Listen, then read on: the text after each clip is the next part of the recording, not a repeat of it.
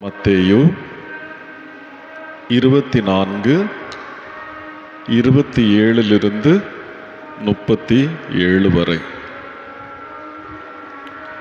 ஏனெனில் மின்னல் கிழக்கிலிருந்து தோன்றி மேற்கு வரைக்கும் பிரகாசிக்கிறது போல மனுஷகுமாரனுடைய வருகையும் இருக்கும். பிணம் எங்கேயோ அங்கே கழுகுகள் வந்து கூடும். அந்த நாட்களின் உபத்திரவம் முடிந்தவுடனே சூரியன் அந்தகாரமாக்கப்படும், சந்திரன் ஒளியை கொடாதிருக்கும், நட்சத்திரங்கள் வானத்திலிருந்து விழும், வானத்தின் சத்துவங்கள் அசைக்கப்படும். பின்பு மனுஷகுமாரனுடைய அடையாளம் வானத்தில் தோன்றும். அப்பொழுது பூமியில் உள்ள சகல கோத்திரத்தாரும் புலம்புவார்கள். மனுஷகுமாரன் வல்லமையோடும் மிகுந்த மகிமையோடும் வானத்தின் மேகங்கள் மேல் வருகிறதை காண்பார்கள். வலுவாய் தொனிக்கும் எக்காள சத்தத்தோடு அவர் தமது தூதர்களை அனுப்புவார். அவர்கள் அவரால் தெரிந்து கொள்ளப்பட்டவர்களை வானத்தின் ஒரு முனை முதற்கொண்டு மறுமுனை வரை 4 திசைகளிலும் இருந்து கூட்டி சேர்ப்பார்கள். அத்திமரத்தினால் ஓர் உவமையை கற்றுக்கொள்ளுங்கள். அதிலே இளம் கிளை தோன்றி துளிர் விடும்போது வசந்த காலம் சமீபமாயிற்று என்று அறிவீர்கள். அப்படியே இவற்றையெல்லாம் நீங்கள் காணும்போது அவர் சமீபமாய் வாசலருகே வந்திருக்கிறார் என்று அறியுங்கள். மெய்யாகவே நான் உங்களுக்கு சொல்லுகிறேன், இவையெல்லாம் சம்பவிக்கும் முன்னே இந்த சந்ததி ஒளிந்து போகாது. வானமும் பூமியும் ஒளிந்து போகும், என் வார்த்தைகளோ ஒளிந்து போவதில்லை. அந்த நாளையும் அந்த வேளையையும் என் பிதா ஒருவர் தவிர வேறு ஒருவனும் அறியான். பரலோகத்தில் உள்ள தூதர்களும் அறியார்கள். நோவாவின் நாட்களில் நடந்தது போலவே மனுஷகுமாரனுடைய வருகையும் இருக்கும். நம்முடைய தியானத்திற்காக 35ஆம் வசனத்தை வாசியுங்கள். மத்தேயு 24:35.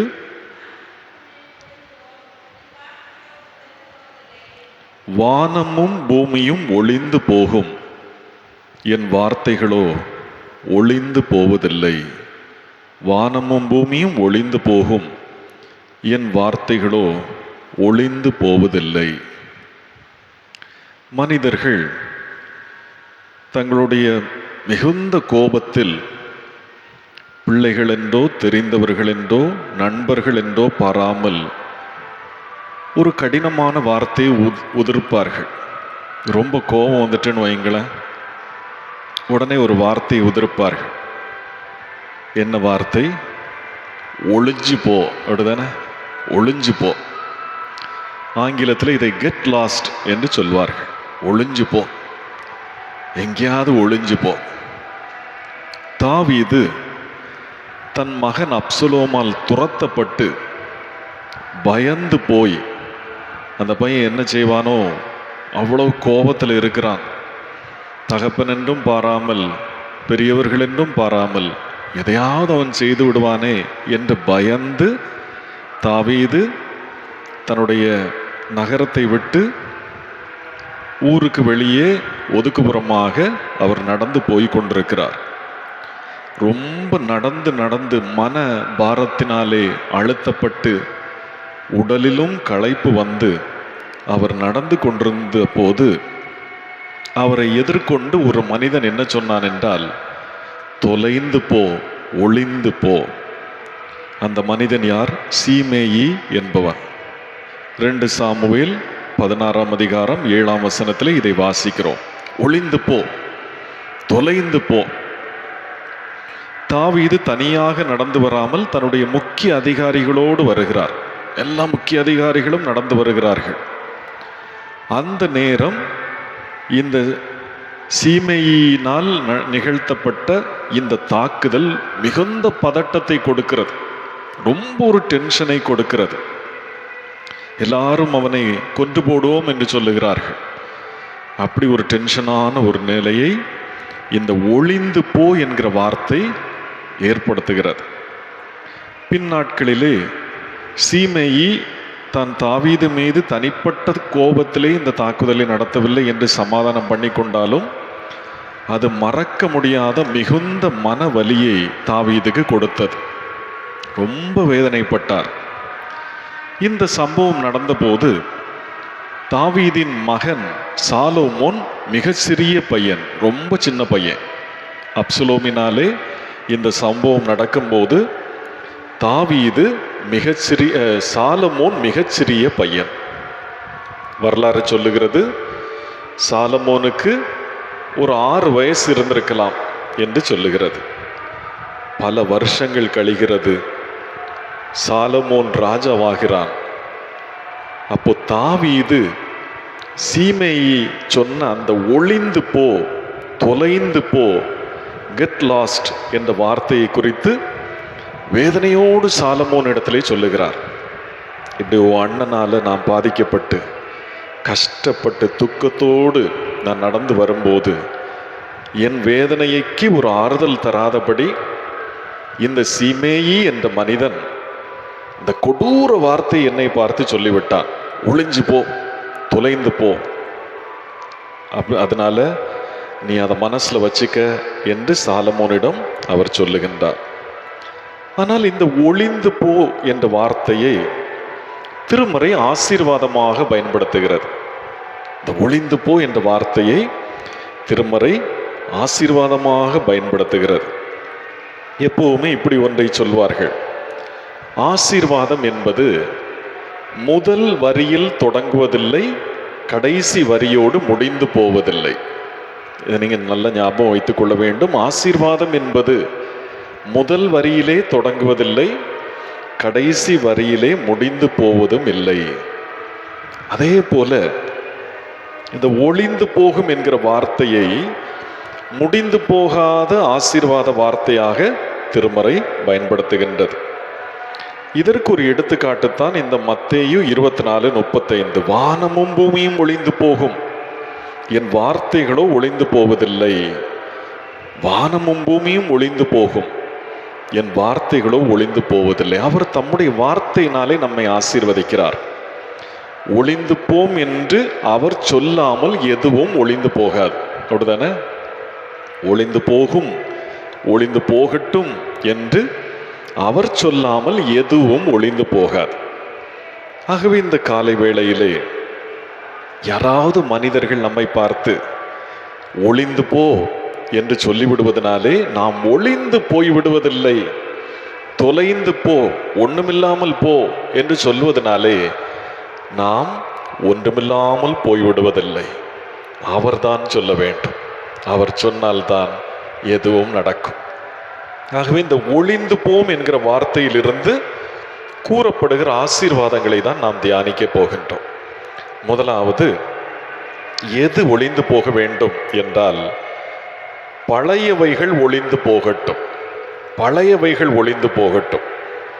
2 கொரிந்தியர் 5:17 நான் வாசிக்கிறேன். 2 கொரிந்தியர் 5:17. ஒருவன் கிறிஸ்துவுக்குள் இருந்தால் புது சிருஷ்டியாய் இருக்கிறான், பழையவைகள் ஒளிந்து போயின, எல்லாம் புதிதாயின, எல்லாம் புதிதாயின.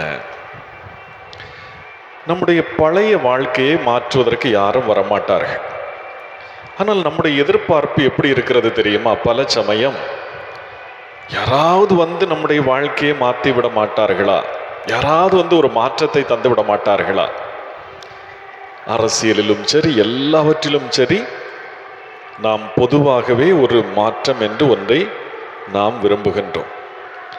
ஒரு வருஷம் முடிய போகும்போது நம்முடைய உள்ளத்திலே புது வருஷம் வந்து நம்மை மாற்றிவிடும் என்று புது வருஷத்துக்காக நாம் காத்திருக்கிறோம். புது வருஷம் வந்து நம்மை மாற்றிவிடும்.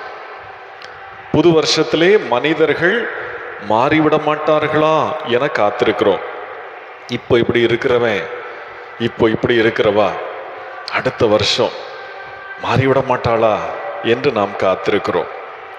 ஆனால் பவுல் அப்போஸ்தலன் கொரிந்து திருச்சபையாருக்கு சொன்னார், நாம் புது சிருஷ்டியாக மாறுதலான வாழ்க்கை வாழும்போது கண்டிப்பாக பழையவைகள் மாறிவிடும். நம்ம மாறும்போது எல்லாம் மாறிவிடும். நாம் புது சிருஷ்டியாக ஒரு மாறுதலான வாழ்க்கை வாழும்போது கண்டிப்பாக பழையவைகள் மாறி போகும். நம்முடைய புது சிருஷ்டியான வாழ்க்கையை உடனே புரிந்து கொள்ளாத பல மனிதர்கள் பல நாட்களுக்கு பிறகு நம்மை பெருமையோடு பார்ப்பார்கள். முதல்ல எதையுமே எல்லாரும் புரிந்து கொள்ள முடியாது. முதல்ல எல்லாரும் எல்லாவற்றையும் புரிந்து கொள்ள மாட்டார்கள். ஆனால் போக போக அவன் நல்லா மாறிவிட்டான், அவனுடைய வாழ்வு மாறிவிட்டது என்று நம்மை பெருமையோடு பார்ப்பார்கள். நம்மிடம் வந்து நம்மை வாழ்த்துவார்கள். நம்மை புது சிருஷ்டியாக உருவாக்குவது நம்முடைய நண்பர்களோ அல்லது நம்ம கூட பணியாற்றுபவர்களோ அல்லர், நம்மால் தான் அந்த மாற்றம் நிகழ்ந்திருக்கும். அதை நம்ம கவனிப்பதே இல்லை. நம்ம மாறினது நம்மால் நடந்த ஒரு மாற்றம். நம்முடைய வாழ்க்கையிலே மிகப்பெரிய மாற்றங்கள் இருக்கிறதே, அது பெரிய அதிசயங்களினாலே நிகழ்வதில்லை. மிகப்பெரிய மாற்றம் நடந்திருக்கும், பெரிய அதிசயங்களினாலே நிகழ்வதில்லை. எப்படி நடக்கும்? வித்தியாசமான சின்ன சின்ன முடிவுகளை நாம் எடுக்கிறோமே, வித்தியாசமான சின்ன சின்ன முடிவுகளை தொடர்ந்து நாம் எடுத்துக்கொண்டிருந்தோம் என்று வைத்துக் கொள்ளுங்கள், அப்போ ஒரு பெரிய மாற்றம் ஏற்படும். ஆகவே சின்ன சின்ன காரியங்களிலே மாற்றங்களை நாம் ஏற்படுத்த வேண்டும்.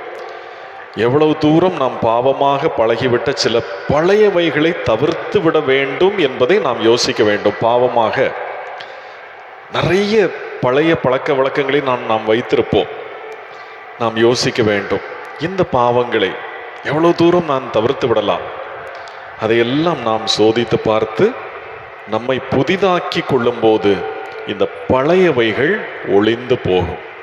பழையவைகள் நம்மிடம் இருக்க இருக்க, சில மோசமான பழையவைகள் நம்மிடம் இருக்க இருக்க தான் மனிதர்கள் சொல்வார்கள், உன்கிட்ட இருக்கிற அந்த கோபம் தான் உன்னை அழிக்குது, நீ ஒளிஞ்சு போ. அப்படிதானே? உன்கிட்ட இருக்கிற அந்த பொறாமை தான் உன்னை அழிக்கிறது, நீ ஒளிந்து போ. ஆகவே பழையவைகள் ஒளிந்து போக போக, மோசமான பழையவைகள் ஒளிந்து போக போக நாம் புது சிருஷ்டியாக மாறுகின்றோம். 1991 ஆண்டு ஜூலை 24 நாள் இந்திய பொருளாதார வரலாற்றிலே மிக முக்கியமான ஒரு நாள். 1991 ஜூலை 24 வந்தாலே இந்திய பொருளாதார வரலாற்றிலே அது ரொம்ப முக்கியமான ஒரு நாள். அப்போ பிரதம மந்திரியாக நரசிம்மராவ் என்பவர் இருந்தார். அவருடைய தலைமையிலான மத்திய அரசு புதிய பொருளாதார கொள்கை, நியூ எக்கனாமிக் பாலிசி என்று ஒன்றை அறிவித்தார்கள். இது 3 முக்கிய அம்சங்களை கொண்டிருந்தது. ஒன்று, தாராளமயமாக்கல், லிபரலைசேஷன், தாராளமயமாக்கல். இன்னொன்று தனியார் மயமாக்கல், பிரைவேட்டைசேஷன். இன்னொன்று உலகமயமாக்கல், குளோபலைசேஷன். அதுவரை ஒரு தொழிலை தொடங்க வேண்டும் என்றால் தாராளமாக எல்லாரும் தொடங்கிவிட முடியாது. இன்னார் தான் அதை செய்ய வேண்டும். அதே போல பல வேலைகளை தனியார்கள் செய்ய முடியாது. இந்த பஸ் போக்குவரத்து இதெல்லாம் ஒரு காலத்தில் தனியார் தான் ஆரம்பித்திருப்பார்கள். ஆனால் ஒரு சட்டம் வந்து சில வேலைகளை தனியார் செய்ய முடியாது என்றெல்லாம் கொண்டு வந்து விட்டார்கள். ஆகவே பல தேக்க நிலை ஏற்பட்டது. ஆகவே இந்த 3 கொள்கைகள், இந்த 3 முக்கிய அம்சங்கள், தாராளமயமாக்கல், தனியார் மயமாக்கல், உலகமயமாக்கல், உலகத்தில் ஏதாவது ஒரு இடத்துல ஒரு மாற்றம் நிகழ்ந்திருந்தால் அது நம்ம இடத்துக்கெல்லாம் ஒத்து வராது என்ற நிலையெல்லாம் மாறி ஒரு புதிய தொழில்கள் செய்யப்படுவதற்கு இந்த புதிய பொருளாதார கொள்கை ஒரு மாற்றத்தை ஏற்படுத்தியது. புதிதானவைகளை செய்வதற்கு நாம் பயப்படக்கூடாது. எப்போவுமே புதிதானவைகளை செய்வதற்கு நாம் பயப்படக்கூடாது. உலக வாழ்க்கையிலே சிலர் நம்மை ஏமாற்றி இருப்பார்கள், சிலர் நம்மை பயன்படுத்தி இருப்பார்கள், சிலர் நம்மை அவமானப்படுத்தி இருப்பார்கள். ஆனால் எப்பவுமே நம்முடைய மனதில் என்ன இருக்க வேண்டும் என்றால், இவர்களால் நான் தோல்வி அடையவில்லை, இவர்களே நான் புதிய மனிதர்களாக மாறுவதற்கு காரணமானவர்கள் என்ற எண்ணம் இருக்க வேண்டும். நம்ம ஒரு புதிய மனுஷனை மாறுவதற்கு இவர்கள்தான் காரணம். யாருமே தோல்விகளை புதிது என்று சொல்வதில்லை. நாம் பல விஷயத்தில் தோற்றிருப்போம். தோல்விகளை புதியது என்று யாரும் சொல்வதில்லை. எல்லா தோல்வியும் பழையவைகள் தான். ஆனால் அவைகள் நம்மை புதிதாக்குகின்றன. பழைய தோல்விகள், ஒரு தோல்வியிலே தோற்று அந்த தோல்வியெல்லாம் பழசுதான், நேற்றைக்கு நடந்தது தான். ஆனால் அந்த பழைய தோல்விகள் என்ற பழையவைகள் நம்மை புதிதாக்குகின்றன. அப்போ நம்ம என்ன யோசிக்க வேண்டும் என்றால், அந்த பழையவைகளான தோல்விகளை நாம் புதிது போல வைத்து கொண்டிருந்தால் நாம் புதிதாக மாற முடியாது. பழையவைகள் போய்விட வேண்டும். பழையவைகளான தோல்விகள் ஒளிந்தால்தான் புதியவைகளாக நம்மிலே மாற்றம் நிகழும். ஒரு விதை கண்ணுக்கு தெரியாமல் மண்ணுக்குள் புதைந்து ஒளிந்தால்தான் புது சிருஷ்டியாகும். அப்படிதானே? அது மண்ணுக்குள்ள புதைந்து ஒளிய வேண்டும். மனிதருக்கு தெரியாதபடி கிறிஸ்துவுக்குள்ளே நம்முடைய பழையவைகளையும் பலவீனங்களையும் நாம் மறைத்து கொள்ள வேண்டும். பவுல் அதை தான் சொல்லுகிறார். ஒரு விதையோடு ஒப்பிட்டு பழையவைகளாக எல்லாம் ஒளிஞ்சு போயிடணும், புதுசு வரணும். ஆகவே நம்மை ஒளிந்து போ என்று என்றைக்காவது யாராவது சொல்லி இருக்கலாம். சொந்தக்காரர்கள் சொல்லி இருக்கலாம், சில பெரிய மனிதர்கள் சொல்லி இருக்கலாம். அவர்களிடத்திலே நாம் சொல்ல வேண்டியது என்னவென்றால், பழையவைகள் ஒளிந்தால்தான் புதிதாக உருவாக முடியும். ஆகவே என்னில் உள்ள பழையவைகள் ஒளிந்து விட்டது, என்னில் உள்ள பழையவைகள் ஒளிந்து விட்டன. ஆகவே நீங்க சொன்ன ஒளிந்து போ என்பது ஆசீர்வாதமான வார்த்தை என்று நாம் கூற வேண்டும். ஆகவே முதலாவது நம்மிலே ஒளிந்து போக வேண்டியவை இந்த பழையவைகள், இந்த தோல்விகள். இரண்டாவது, எது ஒளிந்து போக வேண்டும்? உலகத்திற்குரியவைகள் ஒளிய வேண்டும். உலகத்திற்குரியவைகள் ஒளிந்து போக வேண்டும். 1 யோவான் 2ஆம் அதிகாரம் 17ஆம் வசனம், உலகமும் அதன் இச்சையும் ஒளிந்து போம், தேவனுடைய சித்தத்தின்படி செய்கிறவனோ என்றென்றைக்கும் நிலைத்திருப்பான். உலகமும் அதன் இச்சையும் ஒளிந்து போம், தேவனுடைய சித்தத்தின்படி செய்கிறவனோ என்றென்றைக்கும் நிலைத்திருப்பான். நாம் எல்லாரும் உலகத்தின் இச்சைகளினாலே மனக்குழப்பம் அடைகிறோம். ஒவ்வொரு நாளும் நமக்கு எப்படி மனக்குழப்பம் வருகிறது? உலகத்தின் இச்சைகள் நம்மை குழப்பமடைய செய்கிறது. இந்த இச்சை நம்மை பிசாசிடமும் மனிதரிடமும் பிச்சை எடுக்க வைக்கிறது. அப்படிதானே? இச்சை பிசாசிடமும் பிற மனிதர்களிடமும் நம்மை பிச்சை எடுக்க வைக்கிறது. இச்சை கொண்டு எனக்கு அது வேண்டும், இது வேண்டும். பல சமயம் இந்த ஓட்டு கேட்க வருபவர்களை பார்த்தால் பிச்சை எடுப்பது போல இருக்கும். ஒரு தடவை தந்துருங்க, ஒரு தடவை தாங்க. இந்த இச்சை நமக்கு வேண்டாததையும் நமக்கு தகுதி இல்லாததையும், ஐயோ இது எனக்கு வேண்டும், இது கிடைக்குமா கிடைக்காதா என்கிற ஒரு அலைப்பாயுதலை ஏற்படுத்தி விடுகிறது. இது கிடைக்காதோ, கிடைக்காம போயிருமோ. எத்தனையோ பேர் அந்த இச்சையினாலே தூங்க முடியாமல் இருப்பவர்கள் உண்டு. தூங்க முடியாமல் அதையே சிந்தித்து சிந்தித்து மனமே குழம்பி காலையில எழும்பும் போது ஒரு ஃப்ரெஷ்னஸே இருக்காது. அது கிடைக்காதோ, அது கிடைக்காதோ, ஒரு மனநோயாளி போல ஆக்கி விடுகிறது. நம்முடைய புலன்கள் என்றால் என்ன? பார்ப்பது, கேட்பது எல்லாம் புலன்கள் தான். மெய், வாய், கண், மூக்கு, செவி இதெல்லாம் புலன் உறுப்புகள். அதன் வழியாக நுகரப்படுபவை புலன்கள் என்று அழைக்கப்படுகின்றது. அந்த புலன்கள் நம்மை அதன் போக்கிலே இழுத்து செல்லுகின்றன. இந்த புலன்கள் நம்மை அதன் போக்கிலே இழுத்து செல்லுகின்றன. இதனால என்ன நடக்கிறது? நம்முடைய மனமும் நம்முடைய தலையும் அங்கும் இங்கும் குழம்பி அது அலைந்து கொண்டே இருக்கின்றது. புலன்களை ஒரு மாட்டு வண்டியை இழுத்து செல்லுகின்ற காளைகளுக்கு ஒப்பிடுவார்கள். மனம்தான் மாட்டு வண்டிக்காரன். வண்டிக்காரன் விழிப்பாக இருந்து காளைகளை கட்டுப்படுத்தி நடத்த வேண்டும். அப்படிதானே? வண்டிக்காரன் விழிப்பா இருக்கணும், காளைகளை கட்டுப்படுத்தி அவன் நடத்தணும். ஆனால் இந்த கஷ்டங்கள், இச்சைகள் வரும்போது மனம் மயக்க நிலைக்கு போய்விடுகிறது. நம்முடைய மனம் எப்படி மயக்க நிலைக்கு போய்விடும்போது, இந்த புலன்கள், மாட்டு வண்டிக்காரன் தூங்கிடும் போது இந்த காளைகள் மாட்டு வண்டியை எங்கேயோ இழுத்துட்டு போயிடும். அது போலதான் நடக்கிறது. நம்முடைய மனம் ஒரு மயக்க நிலைக்கு போய்விடும் போது புலன்கள் எங்கேயோ ஆபத்தான ஒரு இடத்திற்கு நம்மை கொண்டு போய்விடுகின்றன. ஆகவே நாம் ஒழிக்க வேண்டியது என்ன தெரியுமா?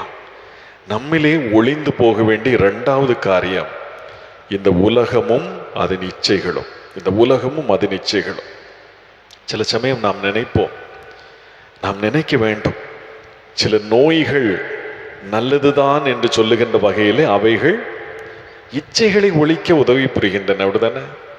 இந்த சுகர்லாம் வந்துவிட்டது என்று சொல்லி வைத்துக் கொள்ளுங்கள், ரொம்ப இனிப்பு சாப்பிட ஆசைப்படுவார்கள். எல்லாம் ஒரு கட்டுப்பாட்டுக்குள்ள வந்துடும், வேண்டாம் இது வேண்டாம். அதே போல கொஞ்சம் ஒவ்வாமை போல ஒரு நோய் வந்துட்டுன்னா தேவையில்லாத அந்த ஹோட்டல் உணவுகளை சாப்பிடுவதை தவிர்த்து விடுகிறோம். ஆகவே சில நன்மைகள் நமக்கு நடக்கிறது, சில நோய்கள் நல்லதுதான் என்று சொல்லுகின்ற வகையிலே அவைகள் இச்சைகளை நாம் ஒழிக்க துணை புரிகின்றன. சில பயங்கள், வாழ்விலே சில நிலைகள் உலக இச்சைகளை நாம் ஒழிப்பதற்கு துணை புரிகின்றன. பொருளாதார வறிய நிலை, பைசா இருக்காது, பணம் இருக்காது, இருந்தா வேஸ்டா செலவு பண்ண வைக்கும். அந்த பொருளாதார வறிய நிலை சில இச்சைகளை ஒழிப்பதற்கு, இது எனக்கு வேண்டாம், இது எனக்கு வேண்டாம், அப்படி சில இச்சைகளை ஒழிப்பதற்கு இந்த நிலைகளெல்லாம் நமக்கு உதவி செய்கின்றன. ஒரு காலத்திலே வீட்டில் ஒரு சைக்கிள் தானே இருந்தது, ஒரு சைக்கிள் தான் இருக்கும். காலையிலே அது அப்பாவுக்கு, மதியம் அண்ணனுக்கு, சாயங்காலம் நமக்கு என்று அது இருந்த ஒரு காலம் உண்டு. இந்த குரங்கு பெடல் போட்டு ஓட்ட ஆரம்பித்து கீழே விழுந்து பட்ட அடிகள், காயங்கள், அதெல்லாம் பதக்கம் போன்றவை. அவை திருப்தியோடு நம்மை வாழ செய்தது. இந்த உலகமும் அதன் இச்சைகளும் நம்மை மோசமான ஒரு அடிமை நிலைக்கு இழுத்து விடுபவை. ஆகவே நம்மிலே ஒழிய வேண்டியவை என்ன? உலகமும் அதன் இச்சைகளும். உலகமும் அதன் இச்சைகளும். நம்முடைய ஆண்டவர் இயேசு கிறிஸ்து தாம் சிலுவைக்கு போவதற்கு முந்தின நாள் தம்முடைய சீஷர்களிடத்திலே ஒரு முக்கியமான வெற்றி வார்த்தையை சொன்னார். என்ன வெற்றி வார்த்தை தெரியுமா? நான் உலகத்தை ஜெயித்தேன். அடுத்தன, நான் உலகத்தை ஜெயித்தேன். உலகத்தை வென்ற மனிதனை உலகமே இறுதியில் மதிக்கும். மரணத்தின் போதும் அந்த மதிப்பு நமக்கு கிடைக்கும். இந்த மனிதர் அப்படி கஷ்டப்பட்டார், அப்படி இருந்தார், இப்படி இருந்தார். ஆனால் அவர் சூழ்நிலைகளின் அடிமை அல்ல. அவரை யாரும் அடிமைப்படுத்த முடியவில்லை. இச்சைகளை காட்டி அவரை அடிமைப்படுத்த முடியவில்லை. அப்படி ஒரு ஆஃபர் கொண்டு வந்தார்கள், இப்படி ஒரு ஆஃபர் கொண்டு வந்தார்கள். அவர் எதற்கும் சாய்ந்து விடவில்லை, எதற்கும் மசிந்து விடவில்லை. அவர் உறுதியாக நின்றார் என்று நாளைக்கு நம்மை வாழ்த்துவார்கள். இன்றைக்கு அந்த வாழ்த்து கிடைக்காமல் இருக்கலாம், கண்டிப்பாக நாளைக்கு அந்த வாழ்த்துக்கள் கிடைக்கும். ஆகவே நம்முடைய பொதுவான நோக்கம் ஒளிந்து போ என்று யாராவது நம்மை பார்த்து சொன்னால் அதை மனசுல வைத்துக் கொள்ளாமல் நாம் உடனே நம்முடைய மனதிலே சொல்ல வேண்டியது என்ன? முதலாவது சொன்னேன், என்னில் உள்ள பழையவைகள் ஒழிய வேண்டும், என்னில் உள்ள தோல்விகள் ஒழிய வேண்டும். இன்னொன்று, உலகத்தினால் உண்டான இச்சைகள் ஒளிந்து போக வேண்டும் என்று நாம் சொல்ல வேண்டும். நம்மை ஆசை காட்டுவார்கள், அப்படி செய்துவிடு, இப்படி செய்துவிடு, அப்படி செய்து விடலாம், இப்படி செய்து விடலாம். ஆனால் அந்த இச்சைகளுக்கு நாம் மயங்கி போகக்கூடாது. இந்த உலகம் ஒரு நாள் அழிய போகிறது. ஏசாயா 51:6 ஆண்டவர் சொன்னார், உங்கள் கண்களை வானத்துக்கு ஏறெடுங்கள், கீழே இருக்கிற பூமியையும் நோக்கி பாருங்கள். வானம் புகையைப் போல் ஒளிந்து போம், பூமி வஸ்திரத்தை போல் பழசாய்ப்போம், அதன் குடிகளும் அப்படியே ஒளிந்து போவார்கள். ஆகவே இந்த உலகம் ஒரு நாள் ஒளிந்து போக போகிறது. ஆனால் நமக்குள்ளே உலகம் இருக்காதபடி நாம் ஒழித்து விட வேண்டும். அதான் ரொம்ப முக்கியம். இந்த உலகம் ஒளிந்து போம், ஆனால் நமக்குள்ளே இந்த உலகம் வந்து விடாதபடி நாம் ஒழித்து போட வேண்டும். உலகம் வந்து விடுவதனாலே எவ்வளவோ துன்மார்க்கமான காரியங்கள் நடக்கிறதை நீங்கள் பார்க்கிறீர்கள். சகோதர சகோதரிகளிடையே சண்டை, தகப்பனையே கொன்று விடுகிற பிள்ளைகள் எவ்வளோ இருக்கிறது. இந்த உலகமும் இச்சைகளும் இருக்க இருக்க அது பிச்சைக்கு எடுக்க வைக்கும், பாவம் செய்ய வைக்கும். ஆகவே நம்மிலே ஒளிந்து போக வேண்டியது உலகமும் அதன் இச்சைகளும். கடைசியாக எது ஒழிய வேண்டும்? முந்தினவைகள் ஒழிய வேண்டும். முந்தினவைகள் ஒழிய வேண்டும். வெளிப்படுத்தின விசேஷம் 21ஆம் அதிகாரம் 4ஆம் வசனத்திலே இதற்கான ஆதாரத்தை நாம் வாசிக்கின்றோம். வெளிப்படுத்தின விசேஷம் 21ஆம் அதிகாரம் 4வது வசனம். அவர்களுடைய கண்ணீர் யாவையும் தேவன் துடைப்பார். இனி மரணமும் இல்லை, துக்கமும் இல்லை, அலறுதலும் இல்லை, வருத்தமும் இல்லை. முந்தினவைகள் ஒளிந்து போயின என்று விளம்பினது. அவர்களுடைய கண்ணீர் யாவையும் தேவன் துடைப்பார். இனி மரணமில்லை, துக்கமில்லை, அலறுதலும் இல்லை, வருத்தமும் இல்லை. முந்தினவைகள் ஒளிந்து போயின என்று விளம்பினது. எப்பவுமே மகிழ்ச்சிக்கான ஆதாரத்தை மனித இனம் கடந்த காலத்திலே தான் தேடும். இன்னைக்கு நான் மகிழ்ச்சியாக இருப்பதற்கு கடந்த காலத்திலே தான் ஆதாரத்தை நாம் எல்லாரும் தேடுகிறோம்.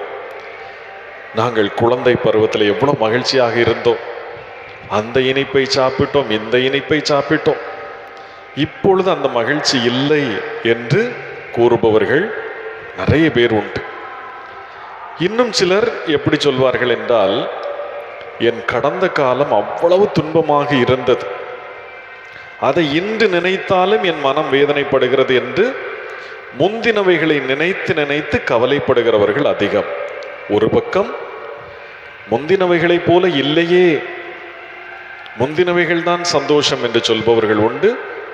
இன்னொரு பக்கம் முந்தினவைகள் எவ்வளவு கஷ்டத்தை தந்தது என்று அதை நினைத்து நினைத்து வேதனைப்படுபவர்கள் உண்டு. எப்படியும் முந்தினவைகளை நினைத்து வேதனைப்பட்டு கொண்டே இருப்பவர்கள் இந்த உலகத்திலே இருக்கிறார்கள்.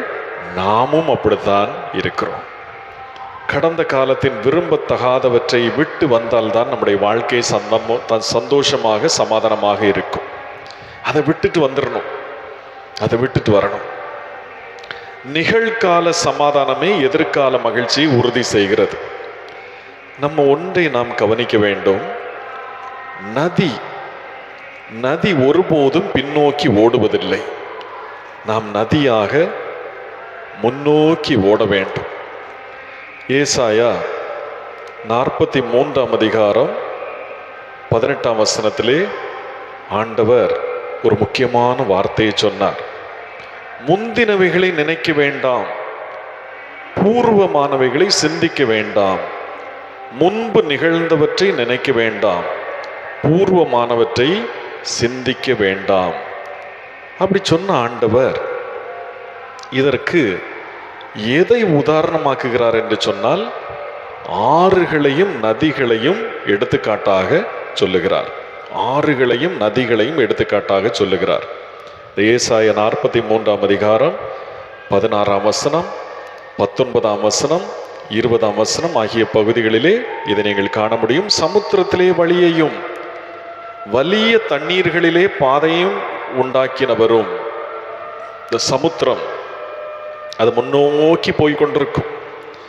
வலிய தண்ணீர் முன்னோக்கி போய்கொண்டிருக்கும். அதே போல 19ஆம் வசனம், இதோ நான் ஒரு புதிய காரியத்தை செய்கிறேன், இப்பொழுதே அது தோன்றும், நீங்கள் அதை அறியீர்களா? நான் வனாந்திரத்திலே வழியையும் அவாந்திர வெளியிலே ஆறுகளையும் உண்டாக்குவேன். ஆறுகள். அதே போல 20ஆம் வசனத்திலே பாருங்கள், நான் தெரிந்து கொண்ட என் ஜனத்தின் தாகத்துக்கு வனாந்திரத்திலே தண்ணீர்களையும் அவாந்திர வெளியிலே ஆறுகளையும் உண்டாக்குவதனால் காட்டு மிருகங்களும் வலு சர்ப்பங்களும் கோட்டான் குஞ்சுகளும் என்னை கனம் பண்ணும். அப்ப ஆண்டவர் இந்த முந்தினவைகளை மறந்து முன்னோக்கி ஓடுவதற்கு எதை உதாரணப்படுத்துகிறார்? ஆறுகளையும் நதிகளையும் சமுத்திரங்களையும் அவர் உதாரணப்படுத்துகிறார். எப்பவுமே நாம் ஒன்றை யோசிக்க வேண்டும். இந்த நதி, ஆறு இவைகளெல்லாம் பழைய தண்ணீரோடு இருப்பதில்லை, அப்படிதானே? பழைய தண்ணீரோடு இருப்பதே இல்லை, நம்ம தான் நினைத்துக் கொள்கிறோம். ஆனால் அந்த ஆறு, நதி எல்லாம் ஓடிக்கொண்டே இருக்கின்றன, ஓடிக்கொண்டே இருக்கின்றன. மழையினாலே பெற்றுக்கொள்ளுகின்ற புதிய தண்ணீராக ஓடிக்கொண்டே இருக்கின்றன. பழைய தண்ணி போய் கடல்ல கலந்துரும், புது புது தண்ணி, புது புது தண்ணி. காவிரியிலிருந்து புது புது தண்ணி வருது. அந்த மலையிலிருந்து மழை பெய்து, மலையிலிருந்து அந்த தண்ணி வழிஞ்சு புது புது தண்ணி. நம்ம தாத்தா பாட்டிமார் குளித்த தண்ணீர்லே நாம் குளிப்பதில்லை என்று சொல்வார்கள். ஆறுல, நதியில யாருமே ஒரு தடவை தொட்ட தண்ணீரை மீண்டும் தொடுவதில்லை என்று சொல்வார்கள். பழைய தண்ணீர் கடலோடு ஓடி கலந்துவிடும். அப்படி கடலிலே கலந்துவிடும் தண்ணீரும் அப்படியே அங்கே இருப்பதில்லை, அதுவும் ஆவியாகி போய்கொண்டே இருக்கும், அங்கே தேங்கி நின்று விடாது. முந்தினவைகள், பூர்வமானவைகள் இவைகளை ஒழித்துவிட்டு புதிதாக இருக்கும் நதி போலவும் ஆறு போலவும் நாம் இருக்க வேண்டும் என்பதே ஏசாயா தீர்க்கதரிசி வழியாக ஆண்டவர் நமக்கு தருகின்ற செய்தி. புதிதாக இருக்க வேண்டும். முந்தினவைகள், முன்பு நிகழ்ந்தவை ஒன்றை நாம் நினைக்க கூடாது. நாம் புதிதாக பிறந்து கொண்டே இருக்க வேண்டும். ஒவ்வொரு கணமும் நாம் புதிதாக பிறக்கின்றோம். நம்முடைய உடலில் உள்ள அணுக்கள் கணந்தோறும் அழிந்து புதிதாக உருவாகுகின்றன. அதனால்தான் வசனமும் என்ன சொல்லுகிறது? காலைதோறும் அவருடைய கிருபை புதியவை. நம்முடைய சிந்தனைகளும் புதிதாக வேண்டும். நம்முடைய மனதிலே ஒவ்வொரு நாளும் ஒவ்வொரு மாதமும் கர்த்தருடைய வார்த்தையினாலே புதிய சிந்தனை உருவாக வேண்டும். இன்றைக்கும் நாம் ஒரு புதிய சிந்தனை தான் சிந்தித்திருக்கிறோம். என்னைக்கோ யாரோ ஒளிஞ்சு போ என்று சொன்ன அந்த வார்த்தையை தந்த வலி, அதை வைத்து நாம் சிந்தித்திருக்கிறோம். தீய சிந்தனைகள் ஒளிந்து போக வேண்டும். கடந்த காலத்தில் இருந்து நகர்ந்து வர முடியாமையை உளவியலிலே இன்றைக்கு ரொம்ப சொல்லுகிறார்கள். மனுஷனுக்கு ஏன் பிரச்சனை? கடந்த காலத்தில் இருந்து நகர்ந்து வர மனிதனால் முடியவில்லை. ஆகவே உளவியலிலே அதற்கு ஒரு பெயர் போடுகிறார்கள். அது ஒரு பெரிய சப்ஜெக்ட். உளவியல் படிக்கிற மாணவர்களுக்கு அது ஒரு பெரிய சப்ஜெக்ட். அந்த சப்ஜெக்டுக்கு பேர் என்ன தெரியுமா? அறிவாற்றல் நகர்வின்மை. அறிவாற்றல் நகர்வின்மை, காக்னிட்டிவ் இன்எபிலிட்டி. காக்னிட்டிவ் இன்எபிலிட்டி பெரிய சப்ஜெக்டாக அதை படிக்கிறார்கள். ஏன் நகர முடியவில்லை? அங்கே இதெல்லாம் தான் சொல்லி கொடுக்கிறார்கள். மனுஷன் இப்படி இருந்துடுறான், இப்படி இருந்துடுறான், யாரோ சொன்ன வார்த்தையை பிடிச்சிட்டு இருக்கான், அதனால அறிவில்லாம அங்கேயே சுத்தி சுத்தி இருக்கிறான். இது நமக்கு உடல் நோயையும் இது நமக்கு மனநோயையும் ஏற்படுத்தும்.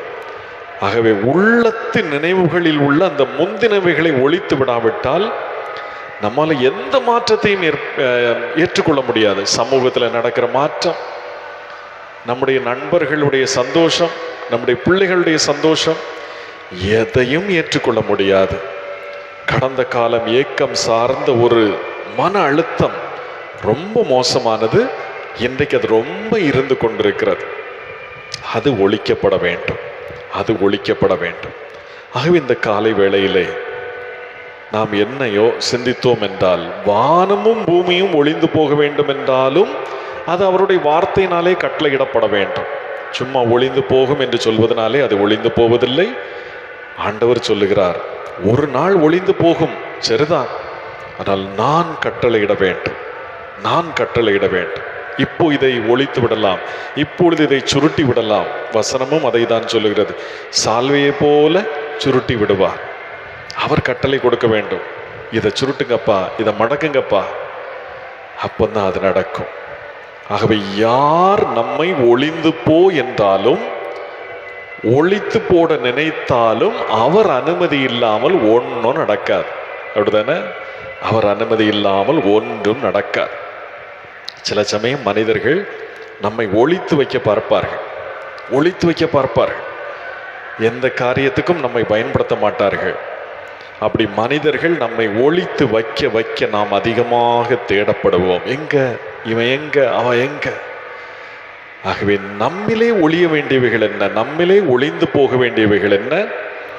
நம்மை பாழாக்கும் பழையவைகள் ஒளிந்து போகட்டும். நம்மை பாழாக்கும் உலகத்து இச்சைகள் ஒளிந்து போகட்டும். நம்மை பாழாக்கும் முந்தினவைகள் ஒளிந்து போகட்டும். அப்படி ஒளிந்து போய் புதியவைகள் நடக்கட்டும். கர்த்தர் நம்மை புதிதான பாதையிலே நடத்தட்டும்.